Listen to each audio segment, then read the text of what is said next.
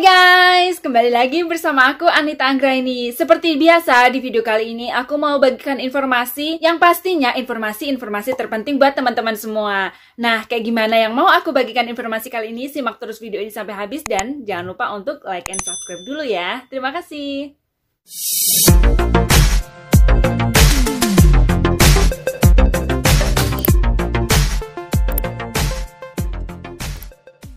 Nah teman-teman, selamat datang ya di tahun 2022. Gimana nih acara tahun baru kalian? Ngapain aja ayo?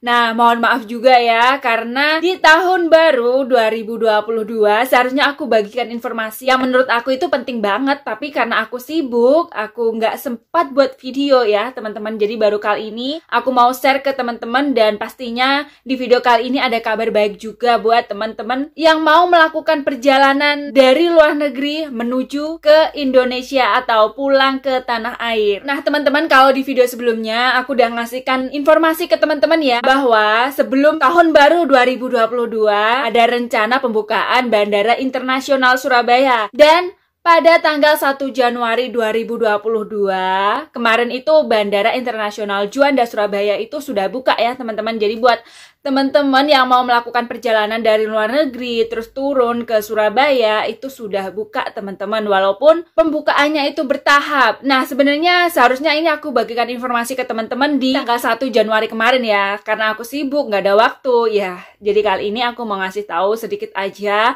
bahwa sekarang ini Bandara Internasional Juanda Surabaya sudah buka. Karena juga ada beberapa teman kemarin itu bilang sama aku tanggal 1 Januari aku udah mau pulang turun Bandara Juanda Surabaya itu tanggal 1 Januari kemarin, dan TKI dari Hong Kong. Dan ada juga tanggal kalau nggak salah 14 atau 16 aku lupa, itu juga TKI dari Hong Kong turun di Bandara Surabaya. Begitu teman-teman. Jadi ini udah jelas ya bahwa Bandara Internasional Juanda Surabaya sudah buka teman-teman. Ya walaupun pembukaannya itu bertahap. Dalam arti kemarin di video-video kemarin kan aku sering bahas banget ya mengenai TKI yang nantinya turun di Bandara Surabaya. Karantina buat TKI, begitu ya. Karena memang untuk tahap pertama itu pembukaan khususnya buat para TKI seperti itu. Dan kali ini aku mau membahas mengenai karantina.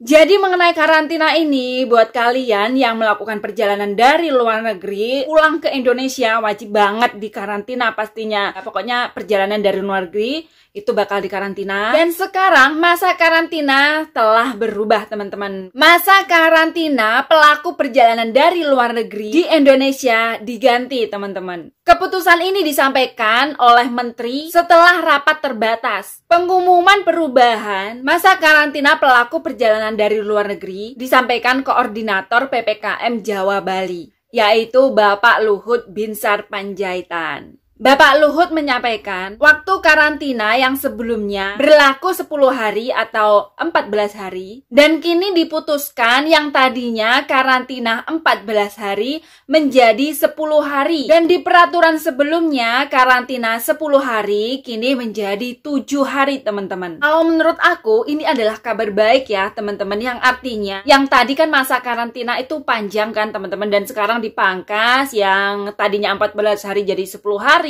Yang 10 hari jadi 7 hari atau 1 minggu gitu kan. Ini artinya penanganan COVID-19 di Indonesia itu sangat bagus teman-teman. Pastinya kalau COVID-19 di Indonesia itu jumlah kasus penyebarannya itu menurun dan penanganannya itu semakin baik gitu ya. Dan akhirnya otomatis kasus yang terkonfirmasi COVID-19 pastinya berkurang. Sehingga durasi karantinanya itu bisa berkurang. Kabar baik juga buat kita semua bahwa COVID-19 di Indonesia menurun. Dan di sini bahkan tanggal 26 Desember 2021 kemarin dan tanggal 2 Januari 2022 kemarin tidak ada kasus yang meninggal dunia karena COVID-19 ini teman-teman. Kalau masa karantinanya berkurang, jadi otomatis kita kan lebih cepat pulang ke rumah seperti itu. Makanya kabar baiknya itu kita tidak lama-lama di dalam karantina. Ya walaupun masa karantina dipangkas 3 atau 4 hari, ya lumayan lah ya. 3 atau 4 hari itu kalau kita di dalam kamar karantina itu juga jenuh loh teman-teman. Nah teman-teman, walaupun penanganan COVID-19 di Indonesia baik dan kasus yang terkonfirmasi COVID-19 semakin menurun dan tidak ada kasus yang meninggal dunia, dan masa karantinanya dipangkas 3 atau 4 hari, kita juga tidak boleh terlengah ya. Tetap patuhi protokol kesehatan. Nah teman-teman, kalau sebelum adanya peraturan ini, masa karantina sebelumnya itu adalah 10 hari dan juga 14 hari. Dan sekarang dirubah menjadi 10 hari dan juga 7 hari. Buat kalian yang sebelumnya melakukan karantina selama 14 hari, yang termasuk dalam kriteria yang aku sebutkan ini ya, yaitu yang pertama, kriteria telah mengonfirmasi transmisi komunitas varian baru SARS COVID-2 B11529. Dan kriteria kedua, secara geografis berdekatan dengan negara transmisi komunitas varian baru SARS-CoV-2 B11529. Dan yang ketiga, jumlah kasus konfirmasi SARS COVID-2 B11529 lebih dari 10.000 kasus yang terkonfirmasi. Nah, jadi intinya buat kalian yang datang dari luar negeri, yang di negara kalian itu terdapat yang aku sebutkan tadi, terdapat kriteria-kriteria yang aku sebutkan tadi,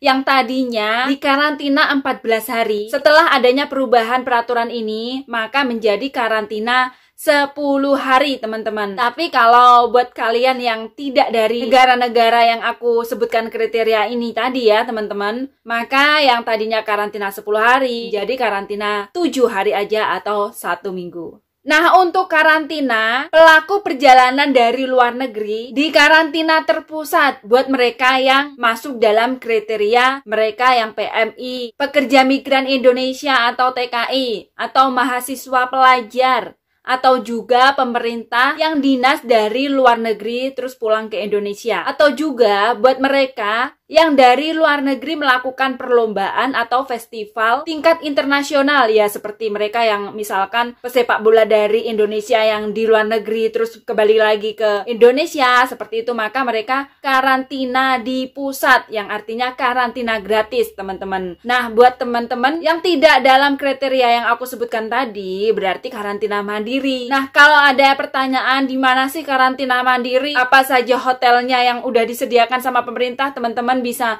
tulis kolom komentar kalau ada pertanyaan seperti ini. Next di video lanjutnya aku bakal kasih tahu tempat-tempat lokasi karantina seperti itu. Oke guys, jadi untuk informasi kali ini yang aku bagikan ke teman-teman, yang pertama, Bandara Internasional Juanda Surabaya sudah buka ya teman-teman pada tanggal 1 Januari 2022 kemarin. Dan yang kedua, masa karantina dipangkas, pastinya udah aku sebutkan tadi. Buat karantina 10 hari itu yang dalam masuk kriteria apa, yang 7 hari masuk dalam kriteria apa, tadi udah aku sebutkan. Yang di karantina terpusat kriteria kayak gimana, tadi udah aku sebutkan ya teman-teman. Dan apabila ada pertanyaan, saran dan kritik atau kurang paham, bisa tulis di kolom komentar. Nah teman-teman, terima kasih buat teman-teman yang udah menyaksikan video ini. Tentunya mohon dukungan dari teman-teman agar aku semangat buat informasi-informasi terbaru selanjutnya. Caranya gampang banget, hanya klik tombol subscribe dan jangan lupa di like, di komen, dan di share. Terima kasih teman-teman, sampai jumpa di video aku selanjutnya. Bye-bye.